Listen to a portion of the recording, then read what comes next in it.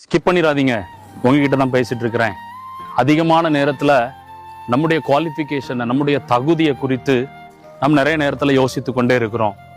மற்ற நபர்களோடு, பக்கத்து வீட்டுக்காரங்களோடு, நம்ம கூட படித்த நம்முடைய நண்பர்களோடு நம்முடைய குவாலிஃபிகேஷனை, நம்முடைய தகுதியை நம்ம எப்போதும் கம்பேர் பண்ணிக்கிட்டே இருக்கிறோம். அதனால நிறைய மன உளைச்சல்களுக்கு நாம தள்ளப்படுகிறோம்.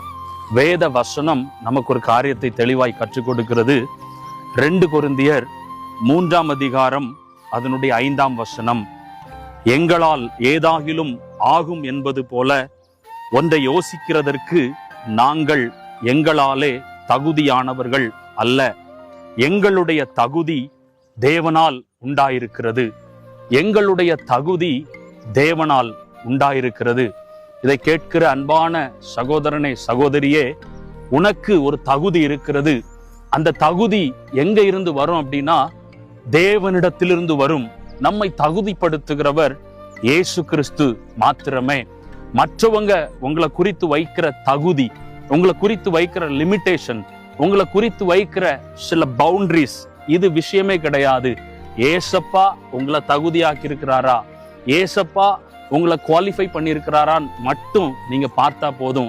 அந்த குவாலிஃபிகேஷனை நம்ம எப்படி பெற்றுக்கொள்ள முடியும்னா, ஆண்டவரை துக்கப்படுத்தாத ஒரு வாழ்க்கை நம்ம வாழும் பொழுது, ஆண்டவரை பிரியப்படுத்தி சந்தோஷப்படுத்தி அவர் விரும்புகிறத, அவர் நினைக்கிறத, அவர் ஆசைப்படுறத நம்ம செய்யும் பொழுது நிச்சயமாகவே ஆண்டவர் நம்மளை தகுதிப்படுத்துவார்.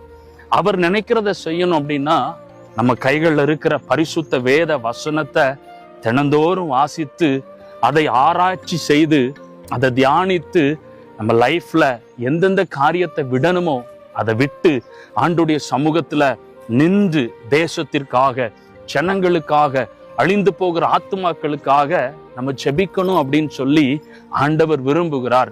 அப்படிப்பட்ட ஒரு ஜீவியத்துல வாழக்கூடிய பிள்ளைகளை இந்த உலகம் அக்செப்ட் பண்ணுதோ இல்லையோ, இந்த உலகம் குவாலிஃபை பண்ணுகிறதோ இல்லையோ, வானத்தையும் பூமியையும் உண்டாக்கின, எல்லாவற்றையும் நேர்த்தியாய் படைத்த ஏசப்பா குவாலிஃபை பண்ணுவார், உங்களை தகுதிப்படுத்துவார்.